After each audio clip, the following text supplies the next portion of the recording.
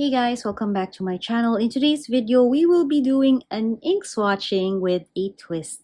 So if you're interested, hope you can keep watching. If you're new, hi, my name is Karen. I'm a lefty who loves fountain pens, fountain pen inks, journaling, Hobonichi, and all of that good stuff. So if you like that kind of content, hope you can consider subscribing and join my little friendly community of fountain pen lovers. Alright, so if you've noticed, the ink that I have here are not quite new to my channel. I've had these inks for a long time, but what I want to do is I want to test their waterproof claims. So if they say they're waterproof, they are pigmented, and they can stay on the paper for a long time, then we will test them in today's video. So I have here my 5-year Hobonichi. This is a journal or a chronicle that I've been documenting for my daughter, and I've realized that for journals like this, a chronicle of 5 years of my daughter growing up, you have to take note of the kind of ink that you want to write with. It has to stand the test of time. It's something that I should be able to give to her on her 18th birthday, and when she opens it, the ink is still legible. It's still there, even if it had its run of water and, accidents. It should still be readable, so to speak. So I found that the hard way in the second year of my Techo, wherein, I've had some water spills here and there. So I had the conscious decision to look for archival inks, something that's really permanent, that won't, get washed away when it comes into contact with water. So I will be doing the experiment directly here in the Hobonichi 5-year Techo. Yes. So what I will do is I will do some sample swatching, and I will subject this to water, and we shall see if the text is still legible or readable. Okay. Aside from the 5-year Techo, I will also put it in my ink diary so that, I have reference in the future, because all my inks, all information about my inks should be here. So I'll just speed it up for when I'm writing, because I'm gonna do it twice. And I will be preparing the inks now. The first ink is the Montblanc Blue Permanent Ink. They say it is ISO standard archival document ink.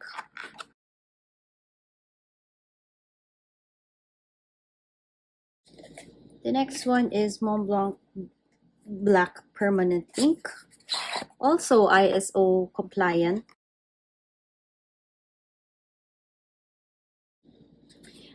Next is Rohrer und Klinger. This is the Documentus. They claim it's waterproof.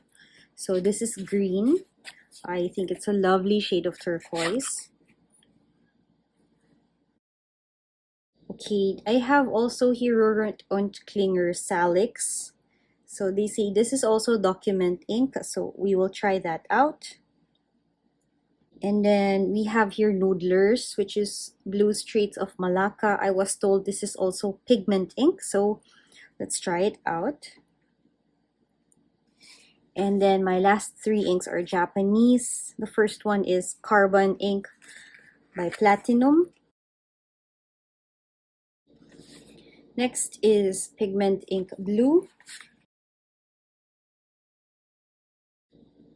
And the last one is Pilot Tsuairo in the Blue Black.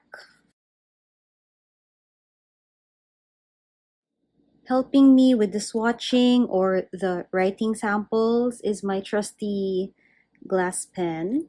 It just writes fine to medium, so I'm okay with that. And then I also have here a pipette in which I will just introduce water to the paper, and then we'll see how the ink reacts to water. Okay, so I know you guys must be telling me in the comments, just watch videos if they are waterproof, if they can withstand water and accidents and liquids and all of that. Yes, I've done my research. That's why I have these inks in front of me.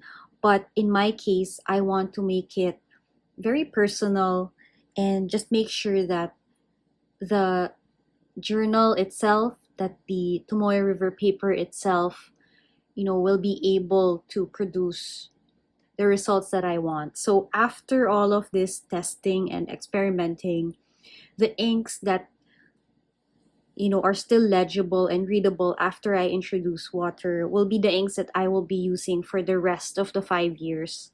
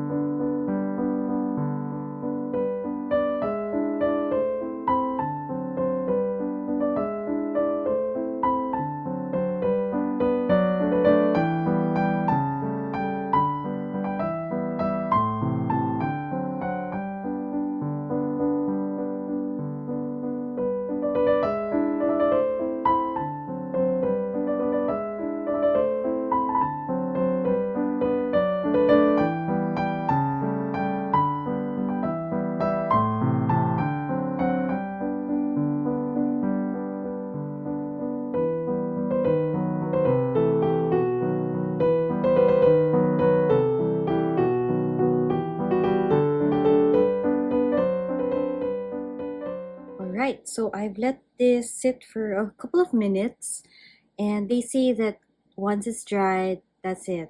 It's not gonna budge. It's gonna be there forever. It's archival, it's waterproof, it's permanent. Next part is I'm kind of nervous about this. I will now try to put water into those areas and see how they will react.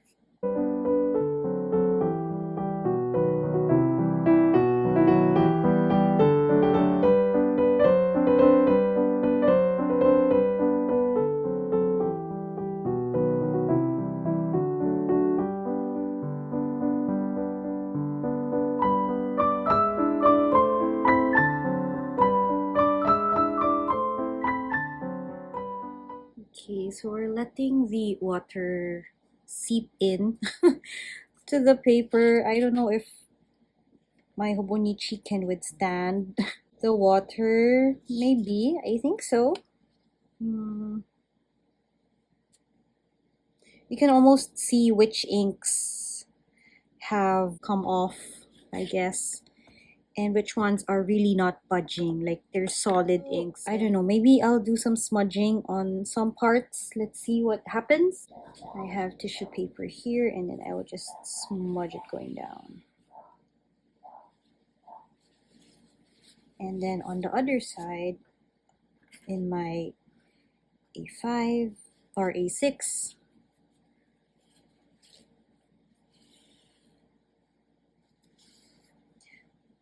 very impressive. I am impressed. And yeah, okay, so just if you've noticed, the left side I've smudged it, meaning, you know, in cases wherein I see that it's wet and in a frenzy and in a panic, I try to hurriedly wipe it off. This is what I will probably see. And then in other instances wherein it has saturated, it sat in the page, in the book for a few hours, maybe. So, and this is what I will see. Okay, so about 5 minutes have passed, and I'm just gonna dab the excess water from the page. I'm not gonna rub it, or yeah, just take out the excess water. And then also on the A6 Techo. Okay. Interesting results.